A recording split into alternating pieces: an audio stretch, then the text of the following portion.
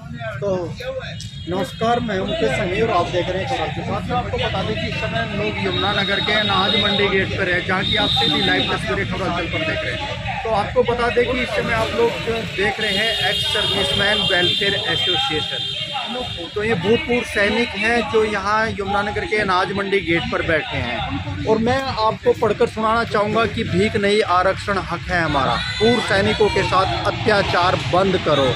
तो किसके लिए कह रहे हैं? केंद्र सरकार, हरियाणा सरकार के लिए 14 जुलाई 2021 का पूर्व सैनिकों के नौकरी में आरक्षण पर प्रतिबंध का पत्र वापस लो।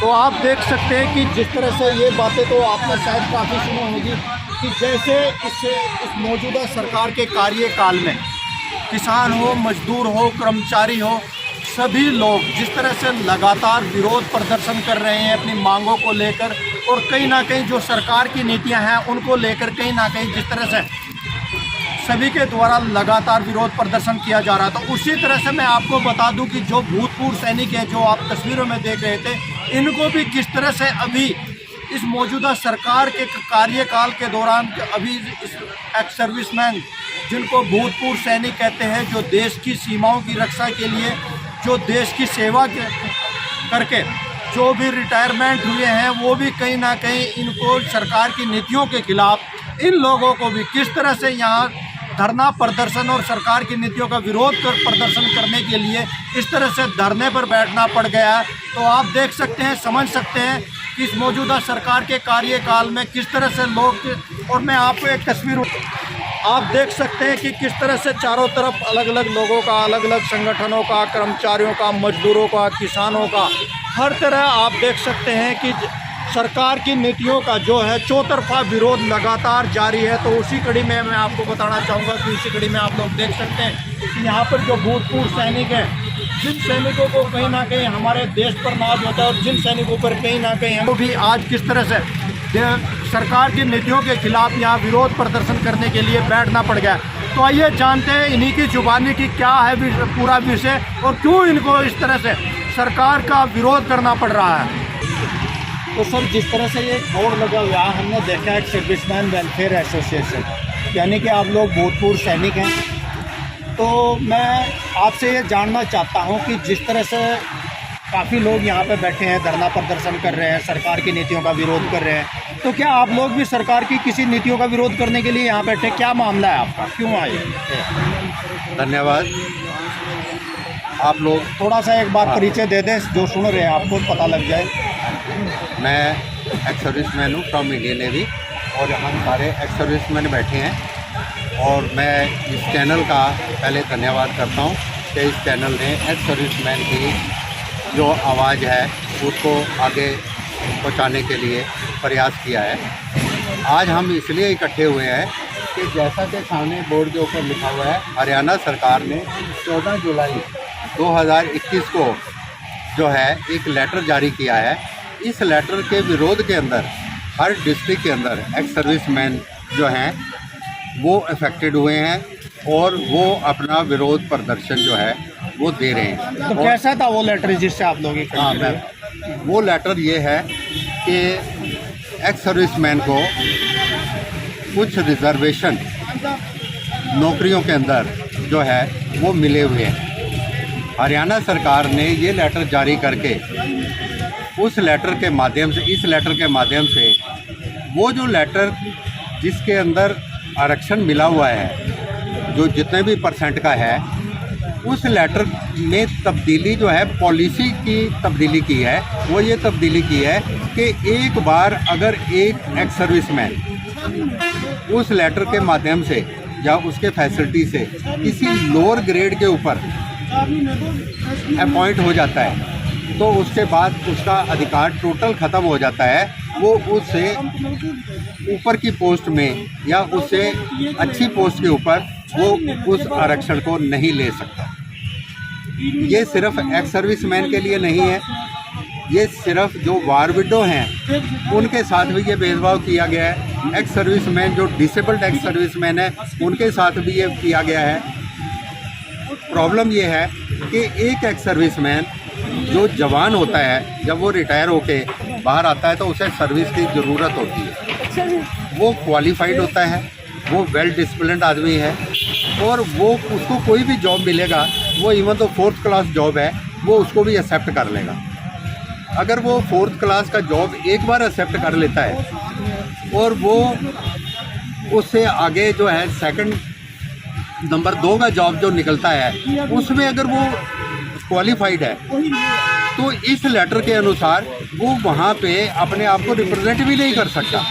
1 से 4th class ex serviceman may be highly qualified, highly experience, highly disciplined. Once he has taken a job as a 4th class, जो उसकी नेसेसिटी है। जॉब तो लेना ही है, जवान आदमी है, कहाँ से उसके चलाएगा, लेकिन उसका आगे का जो है, जो उसका बेटर चांसेस है वो इस लेटर के माध्यम से ख़त्म हो गए। और ये सबसे बड़ा इफ़ेक्ट है। और ये होना चाहिए कि अगर एक एक्स सर्विसमैन क्वालिफाइड है और उसने जॉब 4th क्लास का ले लिया मजबूरी के अंदर आते हुए, कल को 2nd क्लास का जॉब या 2nd क्लास के लिए वो क्वालिफाइड होता है, वहाँ पे भी वो अप्लाई करे तो he should be considered as a ex serviceman also. तो उसको ब्लॉक करना, उसको स्टॉप करना जो है ये कम्प्लीटली गलत है। जबकि सेंट्रल गवर्नमेंट ने ऐसा कोई प्रतिबंध ये आरक्षण देने में नहीं लगाया हुआ है। तो ये policy of the Haryana government सरासर एक्स सर्विसमैन के विरुद्ध है। तो जिस तरह से आपने बताया कि जो भी एक्स सर्विसमैन है, जो आरक्षण का जो लाभ है वो एक बार ले सकता है, उसके बाद सरकार ने उसके लिए बैन लगा दिया है कि दोबारा उसको आरक्षण का लाभ नहीं मिलेगा। तो जिस तरह से जातिगत आरक्षण है, जातिगत आरक्षण में किसी भी व्यक्ति को जो आरक्षण है उसका लाभ हर बार मिलता है। तो इनको वो जो सैनिक हैं इनको आरक्षण देने में इस तरह की आपत्ति क्यों हुई सरकार को?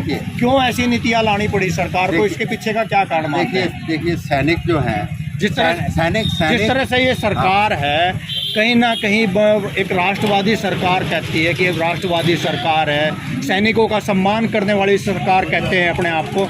लेकिन जिस तरह से भी यहाँ पर देखिए केंद्र में भाजपा की सरकार है और हरियाणा में भी भाजपा की सरकार है, तो भाजपा की सरकार को जिस तरह से भूतपूर्व सैनिकों के लिए एक इस तरह के फैसले लेने पड़े, इस तरह के फैसले लिए गए, तो क्या मानते हैं इन सरकार की नीतियों को आप? सर, हमारा मानना है कि इस प्रकार के जो फैसले सरकार किसी के बहकावे में, मुझे लगता है कि सरकार के जो ऊपर मंत्री हैं या इस विभाग के जो हमारे कंसर्न अधिकारी हैं उनको इसके बारे में विश्वास में नहीं लिया गया।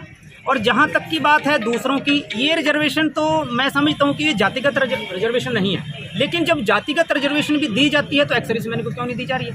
ये भी एक तरह की रिजर्वेशन है। तो हमारा मानना है कि ये रिजर्वेशन भी जिस तरह से दूसरी जातियों को और जातिगत रिजर्वेशन दी जाती है, ये रिजर्वेशन भी दी जानी चाहिए। और इस तरह से लेटर निकाल कर कि हमारे एक्स सर्विसमैन के साथ भेदभाव नहीं करना चाहिए, जो बहुत ही एक्स सर्विसमैन में इस बात का। सरकार ने जिस तरह से जो भूतपूर्व सैनिकों की सुविधा के ऊपर कैंची चलाने का काम किया है, तो कहीं ना कहीं आप इसको क्या मानते हैं? थोड़ा सा क्या कहना चाहेंगे सरकार को? सर, हम ये कहना चाहेंगे कि इस प्रकार की जो सोच है सरकार को नहीं लागू करनी चाहिए एक्स सर्विसमैन के ऊपर, क्योंकि जो एक्स सर्विसमैन है वो एक डिसिप्लिन आदमी है और सरकार के खिलाफ या इस प्रकार के आंदोलनों में वो भाग लेना नहीं चाहता। लेकिन अगर सरकार इस प्रकार के काम करेगी तो जो एक्स सर्विसमैन है, सैनिकों को फिर एक बड़ा आंदोलन चला के सरकार के खिलाफ खड़ा होना पड़ेगा, जो हम समझते हैं कि सरकार के लिए भारी पड़ेगा।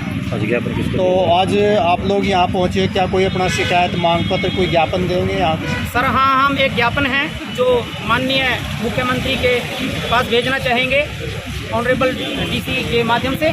आज हम डीसी साहब को मिलकर मुख्यमंत्री जी के पास एक ज्ञापन भेजना चाहेंगे और अवगत कराना चाहेंगे सभी एक्स सर्विसमैन की मांग।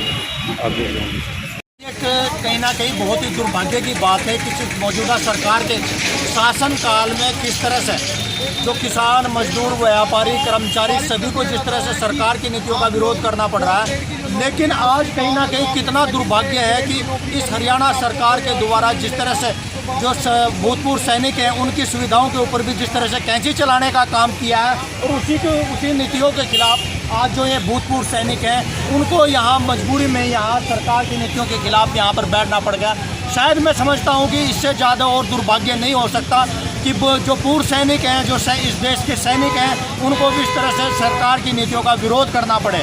तो आप देख रहे हैं खबर हलचल साथियों, जो भी समय इस खबर को देख रहे हो ज़्यादा खबर को लाइक करते रहें, शेयर करते रहें, क्योंकि मामला है देश के सैनिकों का, देश के पूर्व सैनिकों का। अगर इनकी आवाज़ हम नहीं उठाएंगे तो शायद कहीं ना कहीं हमारी जो सैनिकों के सम्मान की जो बात होती है वो कहीं ना कहीं कोरी कहीं ना कहीं दिखावा होगा, कोरा दिखावा होगा, और कहीं ना कहीं ये सिर्फ एक झूठा दिखावा होगा। क्योंकि जिस तरह से आज सरकार की नीतियों के खिलाफ इन भूतपूर्व सैनिकों के बैठना पड़ा है, ये कहीं ना कहीं एक बहुत ही निंदनीय है। और मैं जो भी इस समय इस खबर को देख रहे हो ज़रूर कमेंट के माध्यम से अपनी राय दें कि क्या इस तरह से जो भूतपूर्व सैनिक हैं, जो हमारे देश के सैनिक हैं, क्या इस तरह की नीतियां सरकार को अपनानी चाहिए हमारे देश के सैनिकों के साथ में। तो ज़रूर बताएं आप लोग। जिला सचिवालय में पहुंच चुके हैं और यहाँ अपनी सरकार की नीतियों के खिलाफ, जिस तरह से आज सरकार की नीतियों के खिलाफ यहाँ ज्ञापन सौंपने के लिए मुख्यमंत्री के नाम डीसी के माध्यम से, ये मुख्यमंत्री के नाम ज्ञापन सौंपने के लिए यहाँ पहुँच सकते हैं, जिसकी आप सीधी देख रहे हैं। 14 जुलाई का लेटर रद्द करो, 14 जुलाई का लेटर रद्द करो। एक्सर्विसमैन एसोसिएशन जिंदाबाद, जिंदाबाद, जिंदाबाद। एक्सर्विसमैन एसोसिएशन जिंदाबाद, जिंदाबाद, जिंदाबाद। निवेदन खबर को साथ सैनिकों को आप देख रहे हैं सीधी लाइव तस्वीर जिला यमुनानगर के जिला सचिवालय से। यहाँ पे अभी डीसी साहब को यहाँ पे ज्ञापन दिया जाएगा वेलफेयर एसोसिएशन के द्वारा। सभी निवेदन खबर को साथ हरियाणा सरकार मुर्दाबाद, मुर्दाबाद, मुर्दाबाद। 14 जुलाई का लेटर रद्द करो, रद्द करो, रद्द करो। 14 जुलाई का लेटर रद्द करो, रद्द करो, रद्द करो। सैनिकों की सुविधा में कटौती नहीं चलेगी, नहीं चलेगी, नहीं चलेगी। सैनिकों की सुविधा में कटौती नहीं चलेगी, नहीं चलेगी, नहीं चलेगी। तानाशाही मुर्दाबाद, मुर्दाबाद, मुर्दाबाद। तानाशाही मुर्दाबाद। ये लेटर है, हमारे जो फैसिलिटी है, हम जो सुविधा दी है, इस पर तुरंत प्रभाव से इस लेटर को वापस करें। अगर ये लेटर वापस नहीं हुआ तो हरियाणा के सभी जो सैनिक हैं, जो पूर्व सैनिक हैं, उनको एक बड़ा आंदोलन करना पड़ेगा। उसकी जो जिम्मेदारी होगी हरियाणा के अधिकारियों की, हरियाणा सरकार की होगी।